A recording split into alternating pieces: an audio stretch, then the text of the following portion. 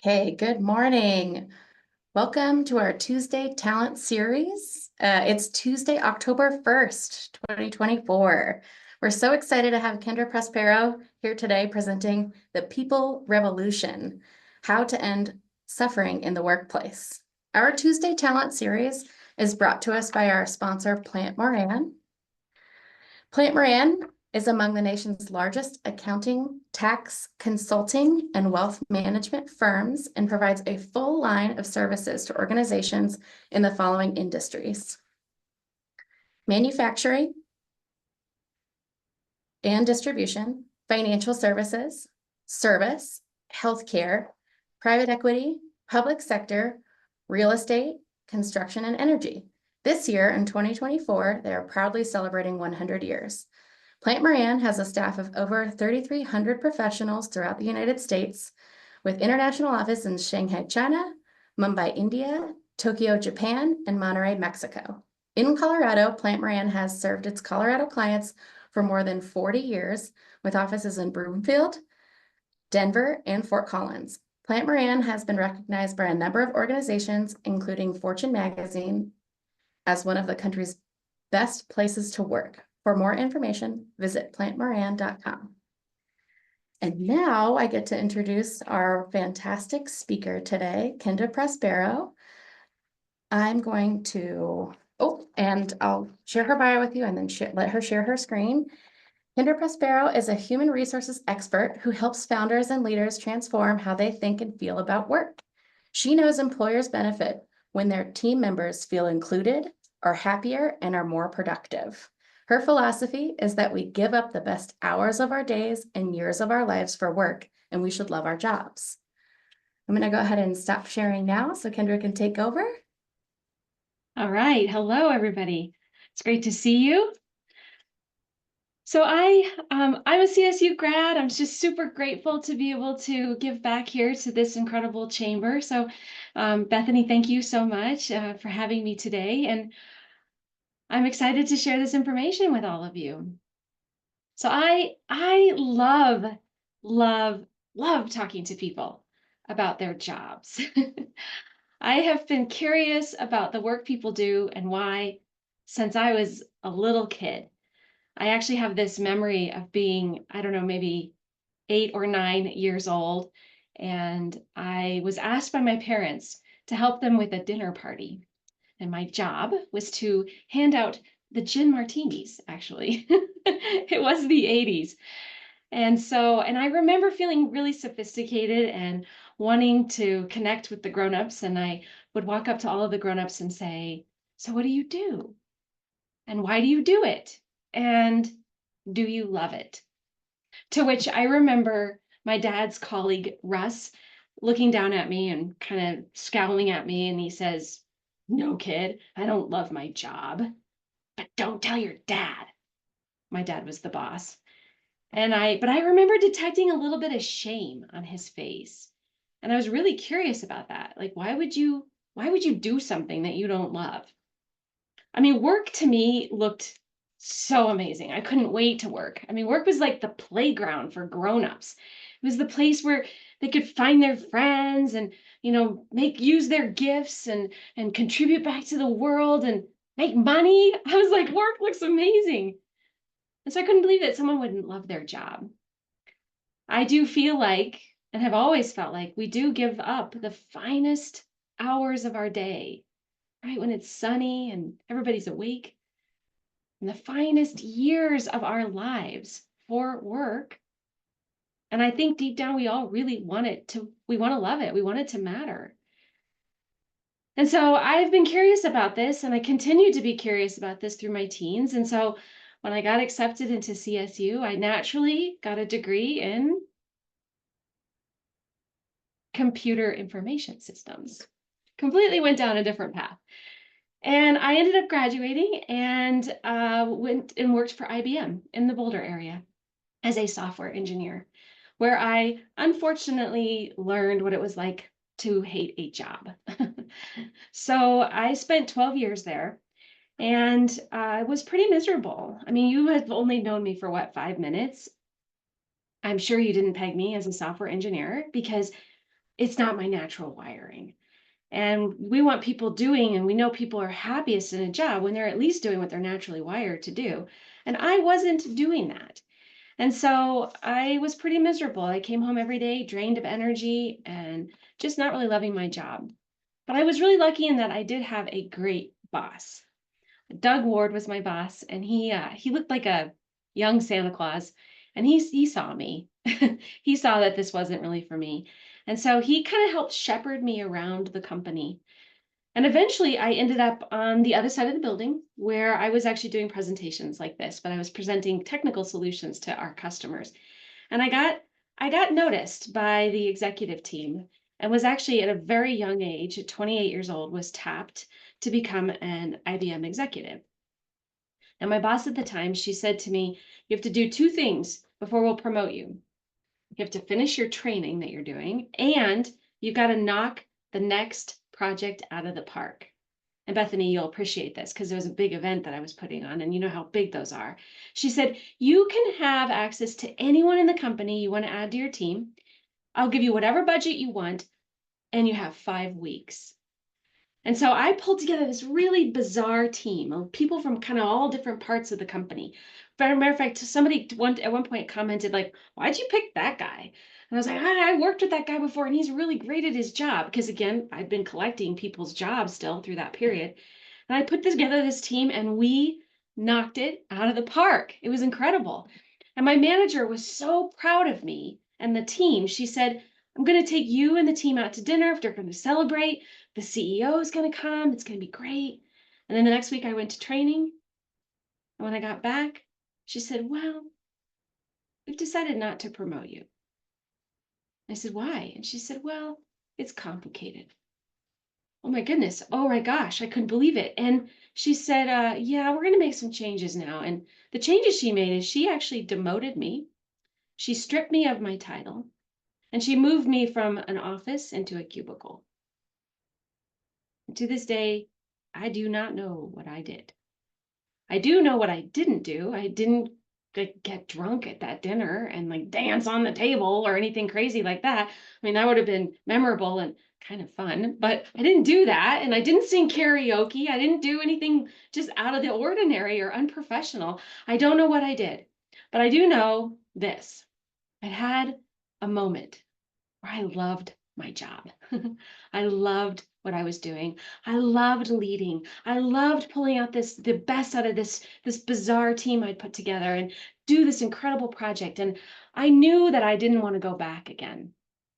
And so for the next couple of years, I stuck around. I stayed there at IBM, but now I had a new quest. My quest was to find a job that I loved again. And eventually I ended up in HR, where I really found my calling. So in HR, I was training managers on how to be great managers. I was helping people build teams and recruit, and just doing all the work that was needed for really supporting the people. And I absolutely loved it. And so in 2011, I ended up leaving IBM and starting my own business, Turning the Corner. I founded that company with the intention of ending suffering in the workplace because I had seen the impact of what happens when people don't love their job. All problems are people problems, and that's what we solve at Turning the Corner is all the problems that are caused for small businesses by people. We help get in there and fix it. Sometimes we do some training and we do a lot of recruiting. We do fractional HR support where we're bringing in my team fractionally to help solve these problems. And we know now after working with hundreds of businesses all over the country, all different industries, all size businesses, we know what it takes for people to love or hate a job. And it actually comes down to one thing. I'm not going to tell you what that one thing is just yet. Just give me a couple more minutes. So Gallup recently released their statistics on workplace workplace stats. Just came out a couple weeks ago, and the statistics around this are pretty startling. Are you ready? 23% of people report that they are fully engaged and fired up for their job. That's like basically a quarter of the workforce. Now, as a business owner myself, I just think those numbers are abysmal. I mean, we want those types of employees. Those are the ones that are fun to work with. They're great with customers. They're on the lookout for ways to make more money and cut costs, and they're easy to manage. They're great teammates. Like, we want those people who are fired up and love their job on our teams. And yet 75% or really 78% of the country is reporting that they don't love their job. That's expensive.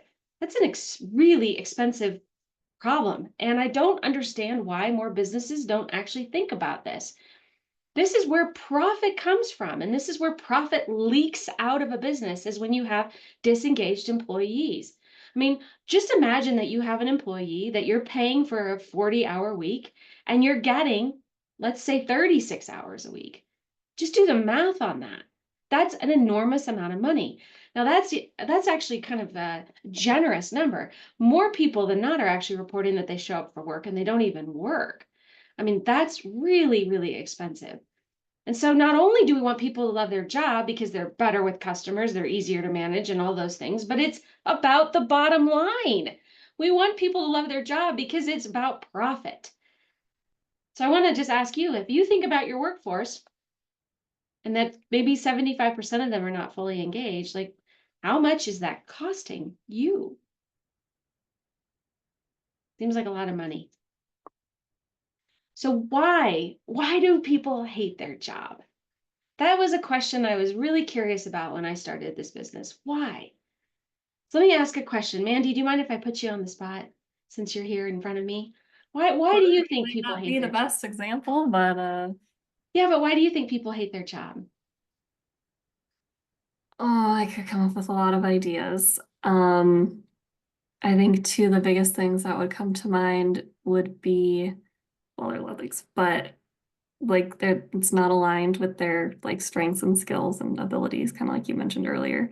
Mhm. And then also probably interactions with coworkers and bonds and teams and trust and those sorts of things. Yeah, And then obviously your manager too makes a big you're a difference. manager. Yeah, everybody's heard that, right?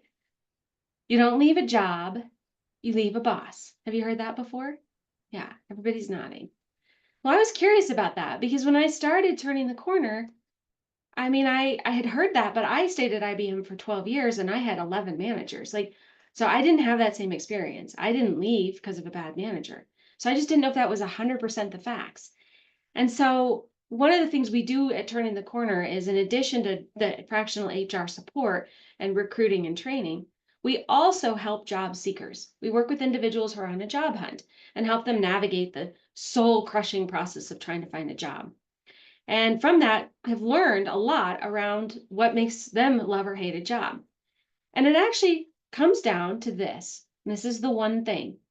It comes down to an ineffective manager, not just a bad boss, but an ineffective boss. And so once I learned that and realized that, I was kind of on the quest now to figure out, how can we make managers more effective?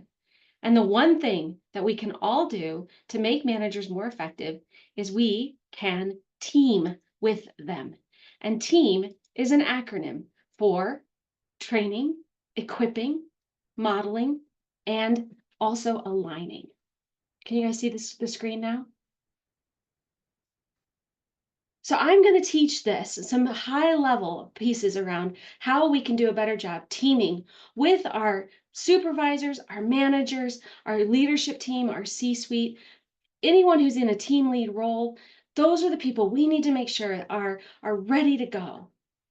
Now, let's be honest, I'm sure many of us here have promoted someone into a management role and not actually trained them. Is that fair? Yeah, that's happened. We see it all the time. We just throw people into the deep end of the pool and hope that they're going to be okay. Now, an ineffective manager is what leads to people being for profitability leaking out, for people being unengaged. Why would we not take some time to actually invest in getting them trained? That was a huge question of mine. At IBM, when I was considered for a management role early in my career, it was years that I went through training, years that I went through coaching and mentoring before I was considered for my first management role. But in the real world, we don't do that. and it causes a ton of problems. Matter of fact, of all of the reasons why people hate a job, there's actually 13 reasons, just to kind of clear that up. There are 13 reasons why someone hates a job, and 10 of them actually have to do with a poorly trained manager. So the 10 reasons why someone hates a job, the top 10, 9, 8, 7, kind of counting backwards, it's that they don't understand the goal.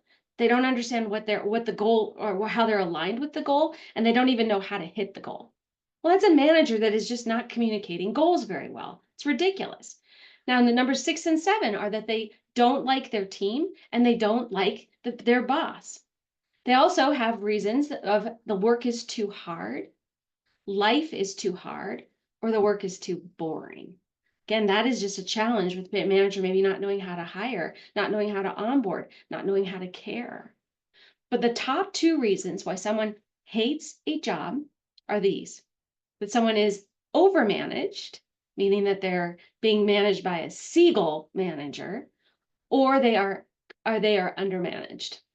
And so what I want to do is actually teach you a tool to help figure out how do we have the right style of management win? Because if those are the top 2 reasons, that they're overmanaged or they're undermanaged, then why don't we figure out how to solve that so that that isn't a default management style?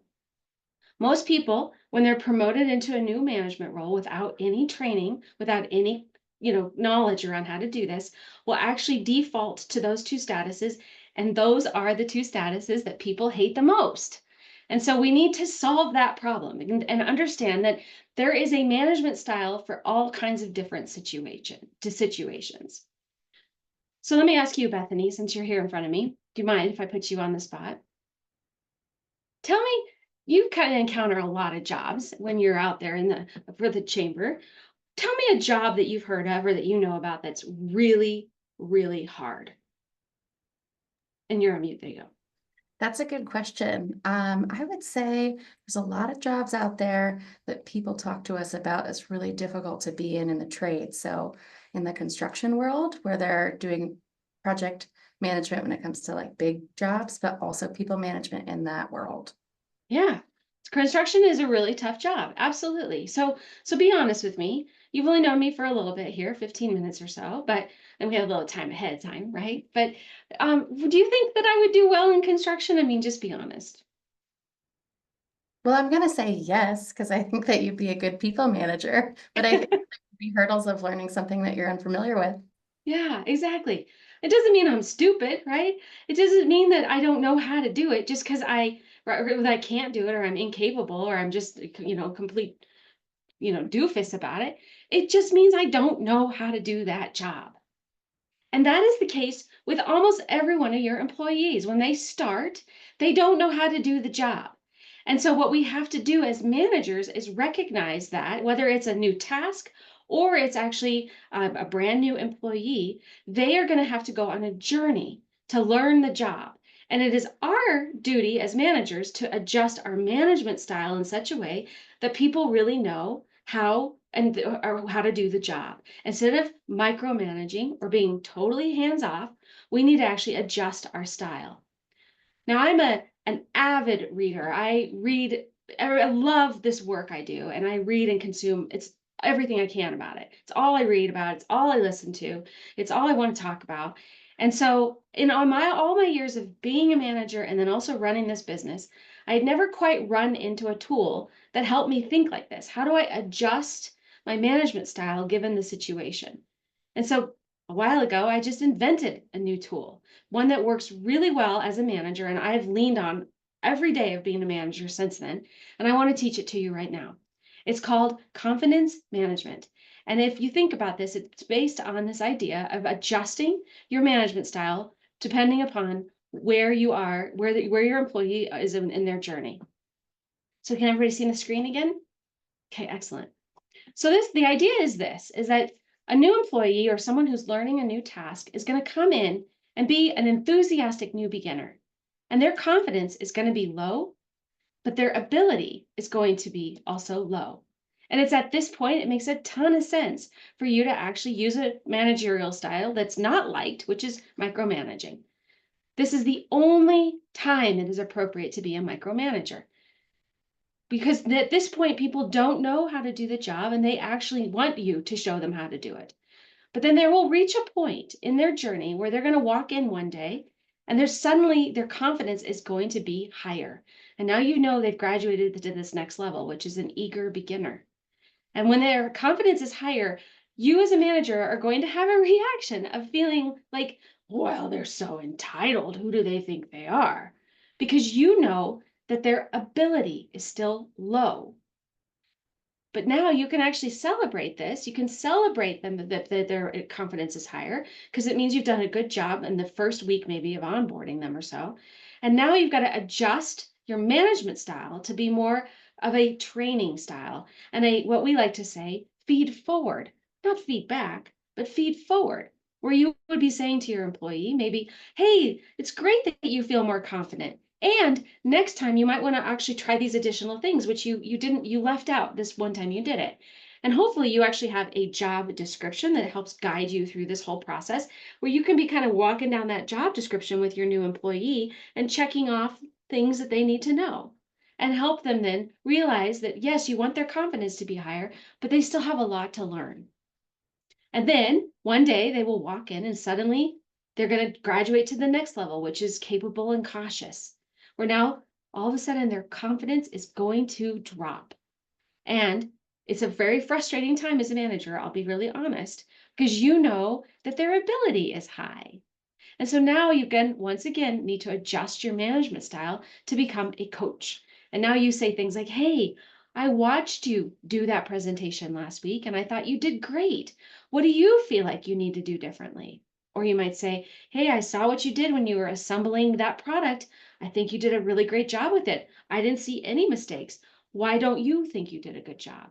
Now you're coaching them. You're building up their confidence to get them to a place where suddenly, or not suddenly, but where their confidence is high, their ability is high, and now you can be more hands-off. And so the amazing thing about this model and why we really love it, and by the way, this is one of the very first things we teach in our management training program that we offer for brand new managers, is one of the things that we really like about this is it is something that you can remember and employ really quickly when you're in the process of managing. Because then on the spot, sometimes it's hard to remember these things. But you can just remember their confidence and their ability and then adjust your style for them. It makes it a lot easier for both the employee and the manager to have a really great relationship. Now, the other thing about this is you don't want to skip over different levels. If you have an employee that is constantly making mistakes, you probably have lost them at the eager beginner stage. They might not have gotten fully trained. And so if you've got an employee that you feel like is not doing a very good job, what you want to do is go back to them and say, hey, listen, I just took this seminar through the Fort Collins Chamber and I learned this tool and I'm realizing that I didn't do a great job training you. And so I want to go back to the basics and go back to the job description and make sure that I've covered everything. And if you do that and they still make a ton of mistakes, then probably they're not wired for the job. They're not naturally wired for it. And it makes a lot of sense to move them out of that role. But if you do go back and retrain them and mistakes are cleared up, then look, you've saved yourself a great employee. And now they're going to be more engaged because they have a better understanding of the job. Now, people quit often too soon because they're caught in the capable and cautious phase, the third phase, where their confidence is low, but their ability is high, which is why it's so critical that you step in as a manager and actually coach them, help them believe in themselves, because you don't want someone to leave a job that if you know they have the knowledge, just because now they don't believe in themselves. So I know there's not a huge group here yet on the call, but are there any questions around this? Mandy, if you're speaking, you are on mute. Sorry about that. No, I was saying I thought I had one, but I forgot. So Oh, okay. I should have written it down. No worries. No worries. So the key takeaway with this element of the teaming with your managers, the T for train, is to understand this. People managers are made. They are not born. People managers are made. They are not born. The only thing I think is required to be a good people manager that you might be born with is you gotta like people. If you don't like people, you're probably not going to be a very good manager and you're not going to ever enjoy it. But as long as you like people, you can be trained to be a great manager.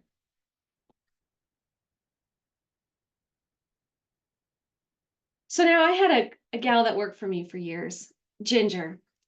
Ginger, man, one of the best managers I've ever known. And she worked with me at IBM, and then she was almost kind of the inspiration for me starting Turning the Corner. And she helped me design our management training program we have. She used to be one of the teachers that we had teaching the class. I mean, this gal really knows management inside and out. And in 2021, she came to me and said, "Hey, I don't love this industry anymore. I really want to move into the healthcare industry." And so I helped her find another job. And we ended up having her go to work for a healthcare company here in Northern Colorado. And she called me up one day and she said, "Oh my gosh, I have 70 people working for me, and I do not have the answers to all their questions. Every day they are coming to me and bombarding me with questions, and I feel like I'm putting out a million fires. They're asking me things like, I need a raise. How do I get promoted? I need time off. I want to work from home. I don't want to work from home. I don't want to work with Sally, but I really want to work with Joe. I mean, it was just one thing after another. And again, you have to understand that Ginger is an incredibly well-trained manager. But the thing is that what was missing for her is that she did not have the infrastructure behind her to support her ability to be a good manager. So while she was well trained, it wasn't enough, which is why the second part of teaming with your manager is equipping them. You've got to make sure your managers, your supervisors, your C-suite, your team leads are equipped to handle all of these questions and demands. And generally, this particular thing happens when it is delegated to HR, human resources. And I know a lot of you, I know you don't love human resources. I get it. It's been a role that just by then even the sheer nature of the name hasn't necessarily had a lot of respect. I mean, think of the term human resources. I don't know about you, but I can't even think of the last time I used human in a sentence, right? You don't say like, "Hey, we're going to have some humans over for dinner tonight." I mean, you don't do that, right? And then resources is like dirt or oil, right? And this is human resources is like the most important role in our companies, which by the way, that is my opinion right now, today, human resources is the most important role inside a company. I believe that we are on the front lines of a people revolution and that people are no longer going to tolerate working for companies that do not have the infrastructure to support them with all of these needs that they have. People are going to flee and flock to companies like mine where they know they're going to get that support. They know they're going to be able to bring their work and their life into the business. They know that they're going to have community. They're going to be cared for. They're going to have a career path. They're going to learn new things every day that's going to build their resume up. They're going to work for a real, authentic leader. That's what people want now. And if we don't provide that and give that infrastructure to our managers, people are going to leave. And we're seeing this. We're seeing that first round of the Great Resignation happened 2021 to 2022. We are predicting that it's going to continue happening and is going to be a great flocking in 2025 and 2026. Your business can't afford to lose people. I know you need the people to get the work done. So this is why the HR to me is the most important role. Good HR is the most important role you can have inside your company right now to help equip your managers. Now, I also know that it can be very overwhelming. And so good HR is going to help you think through some of these things. So for example, a couple years ago on my team, I had probably one of the most diverse teams I'd ever had. I had every age group. So I had boomers, Gen X, millennials, and Zoomers. I also had every religious background. I had different class backgrounds, different marital statuses, disability, LGBTQ. I had both male and female. I mean, different races. Like, to me, that's the definition of diversity, is all of those pieces coming together. And then in that time, we were also really profitable, and I was able to start rolling out some pretty cool benefits that we hadn't had before. And I rolled out some healthcare benefits. And I remember when I announced it to the team, I was so excited. And my boomers were like, yeah. And I was like, wait, but it's healthcare. And they're like, we're on Medicare. Oh, right. Yeah, of course. And I said, well, what would you rather have? And they said, more vacation time. Okay, great. Well, let's change the way we think about total comp. What if total comp is salary plus benefits plus 401k plus time off plus other things, education benefits and flexibility and all that? That equals total comp. Why can't that be adjusted inside? All right, let's think about it. So we looked at that, and that's the adjustment we made. How about my Zoomers? When I rolled out the 401k, they were like, oh, thank you. And I have a lot of college debt. Can you help me pay off my college debt? And I was like, I think so. Yep. And we found a program that now does that. And so if someone wants to give up their 401k in lieu of a college debt payoff, great. Why do I care? So that's what good HR is going to help you think through. Things like that. Think about like the flexible work environment, hybrid work. Help you manage that and figure out how to set it up in such a way that it's a win-win-win for everybody, including your staff, including your business, and including you. That's what you want, and that's why it's such an important role. Makes me really, really sad when someone tells me that they think HR is not worthy of being having a seat at the table. And I think it's absolutely essential right now.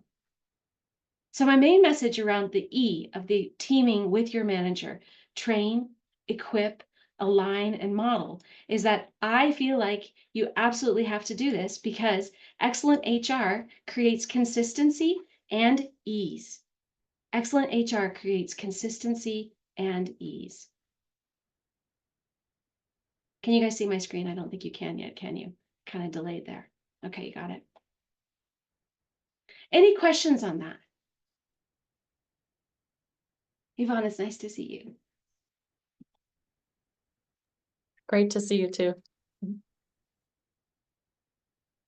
So now, the other element of this, though, is very rarely do managers or leaders take the time to really define what do they expect from their employees? What do they really expect from their employees?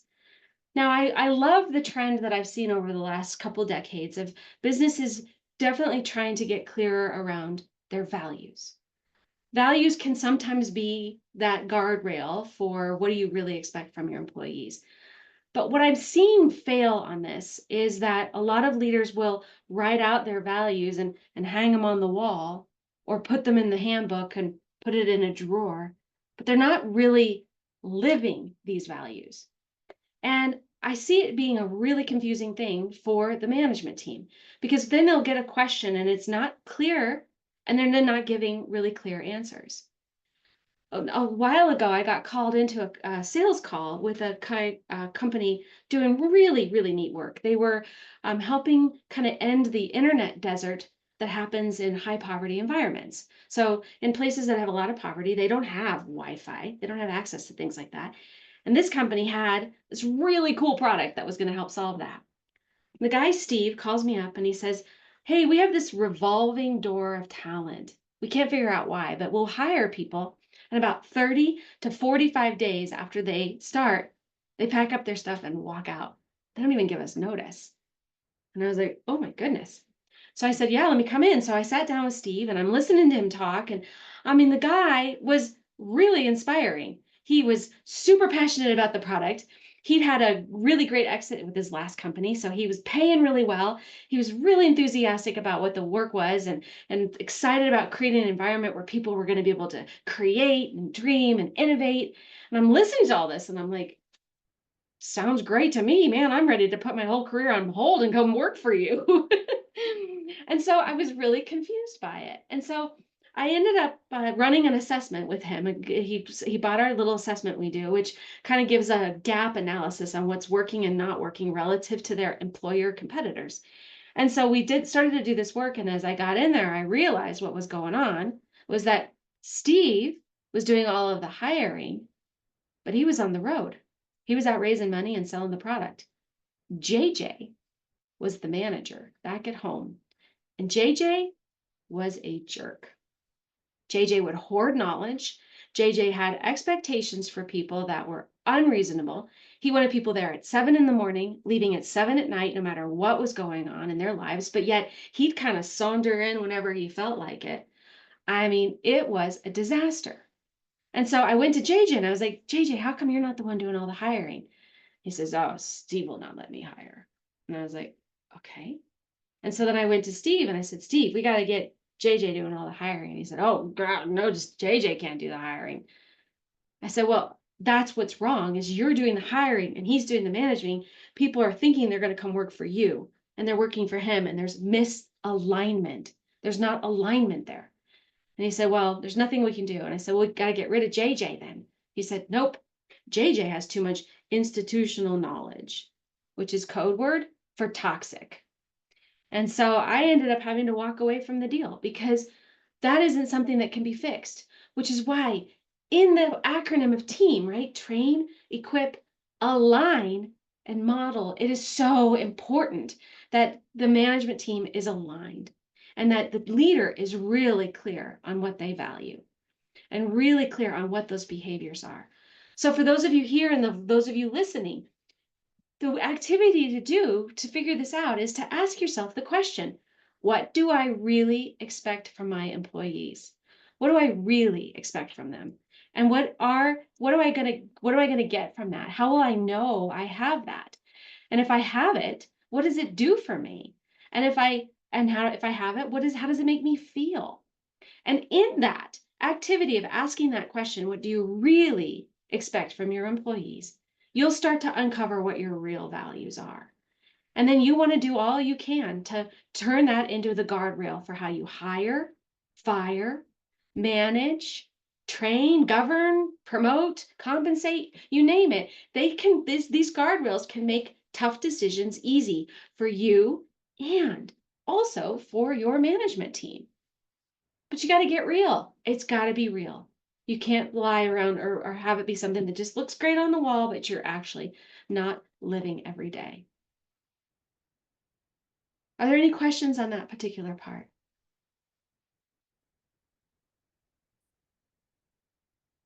So for me, for turning the corner, I did this activity really early on in my years of running this business. And I figured out that what I really need is I want people to be able to bring their whole self to work. I didn't want to have to hide behind my busy schedule or my young kids or my aging parents. I knew that my life was, pretty chaotic and crazy and I didn't want to have to hide. So I didn't want anyone else to have to hide. And so I did this activity and I kind of wrote all that out. And then I also knew though that we had to get results beyond expectations. And I wanted everyone to love their job because after all, my whole brand is around ending suffering in the workplace. So I can't have it be a place where people are suffering. And I also wanted to make sure everyone felt welcome, but I didn't want to work with jerks. I don't want to work with people who are unkind, either as colleagues or as customers. And so I wrote this messy thing down and I took it to the team and we turned it into our values, which our first value is family first. And our second value is results beyond expectations. Well, this was really tested for me in 2015 and 2016 because I had an employee who was like my work wife. She was just my right-hand person, and she ended up needing massive back surgery, like from the front kind of back surgery. And so to honor the family first value we had, of course, she took the time she needed to heal. Of course, that's what I do. And I've treated my staff like that all these years. But what's been amazing is when it was modeled to them, they modeled it back. So 2016 was hands down the toughest year of my life, hands down. the beginning of that year, I had my gal out, and then I also made a couple really risky decisions that left us to a place where it looked like we were going to run out of cash pretty early in the year. So I had to start hustling and, bringing in leads and such. And then in July, I found my only brother dead of a heroin overdose. And it was disastrous. It was awful. And I remember having a fleeting thought of, man, I lost my brother and I'm going to lose my business, because it was that kind of a year. But my team said, no, Kendra, I think we're good. Family first. Go grieve. And so I left and I started taking care of my folks and trying to just come back. And I called in a couple weeks later and I said, how's everything going? And they said, we're doing great. Go grieve. And this went on for 6 months. I did not come back until the start of the year. And when I walked in, they said, how you doing? Are you ready to hustle? And I said, yeah, I'm ready to hustle. And so they put their arm around me and then they said, well, we have a gift for you. And I thought it'd be some kind of kitschy thing, sweatshirt or a water bottle or something.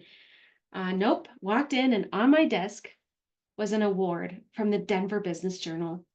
Turning the Corner was the fastest growing company that year. It was amazing. It was absolutely amazing. And I guess I would say that it changed me as a leader. I used to be someone who thought that I had to be in charge and make all the decisions and, just be the one to hold all of the stress and the worry. And then that moment I changed as a leader and I realized I wasn't running a business. I was a part of a community, a small micro community, but a community. And it changed the way I think about my staff. So when people move on, I don't stress about it. I'm super happy for them, celebrating them to where they're going to next, even if I've let them go. Those Marshall fires that happened down here in the kind of Boulder area a couple of years ago. Well, one of the people that lost their home was one of my former employees. And I called her up and I said, hey, what do you need? And she said, well, I need a house and I need cash. Like, it's going to take a long time to get money from these insurance companies.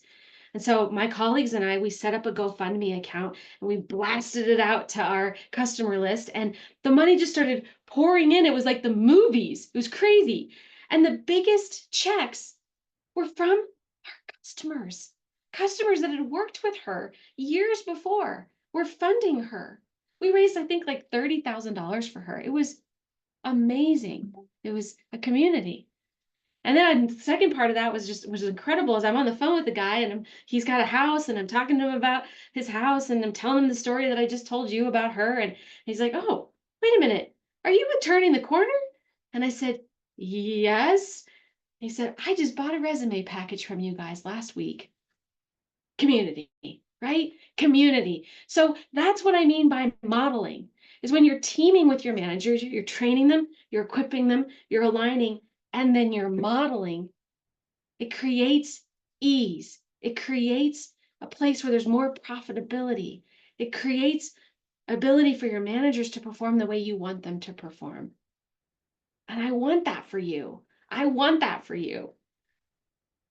And so on this journey of building a business, or wherever you are, if your business is, well established or brand new, when you can use this as a model for you growing forward, I promise you, you will wake up in the middle of the night. You will wake up in the middle of the night in that cold sweat. You will always have that, because you are always, always, always, always, always on a roller coaster when you decide to run a business. It's just a fact. But what will happen is you will go back to sleep.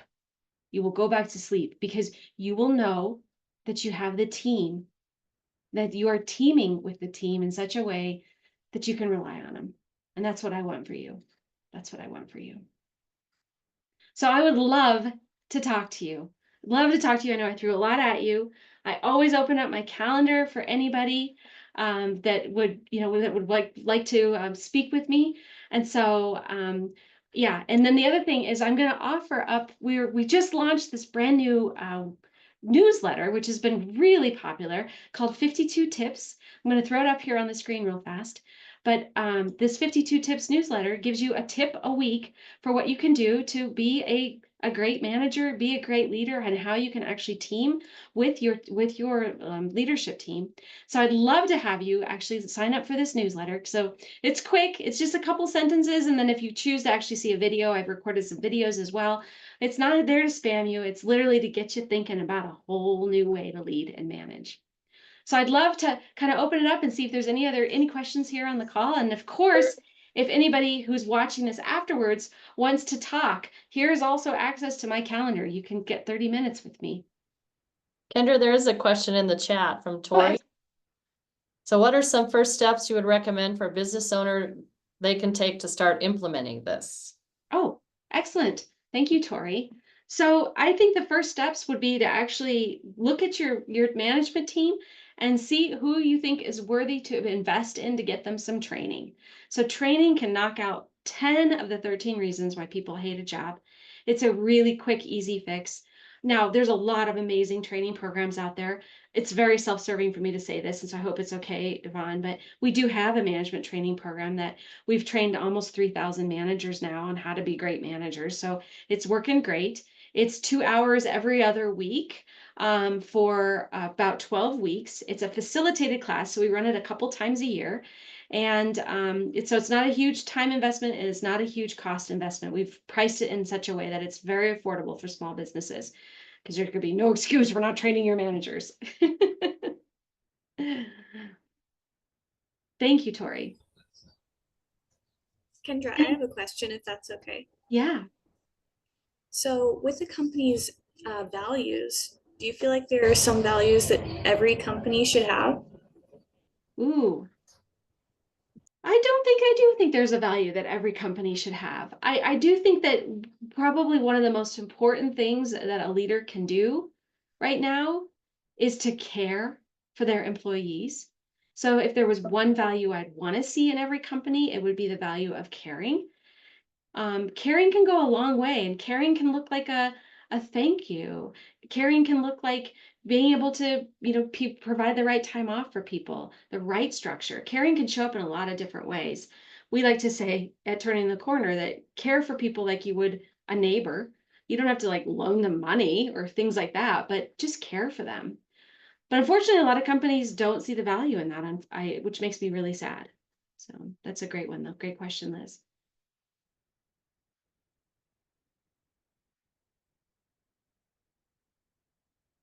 All right, any other questions? Well, Yvonne, thank you so much for having me here today. Very, very grateful for this time with you. Yes, thank you. Thanks for being here, for your wonderful education training, and for our region to know more about you. You're like a secret in Boulder that's be nice for Northern Colorado to know about all that you're doing and all the opportunities to connect with you, which is amazing. So thank you. Yeah, thank you. And we serve the whole Front Range. So we've got a team up in Fort Collins all the way down to South Denver. So yeah, we're here to support those businesses here in Colorado. Great. Awesome. All right. Well, I think that'll be enough for our session today. Next week we have one on I don't have it standing here in front of me, so I have to think about it. It is learning about women in or young girls learning how to be in tech positions and jobs, and it's spun out of work that was done here, and they partnered with a national company who's in high schools working on this work. So I think it's gonna be super exciting. So hopefully people feel like that's something they want to join. So thanks you all for being here today, and thanks for joining us on Talent Tuesday with Kendra Prospero. Thank you.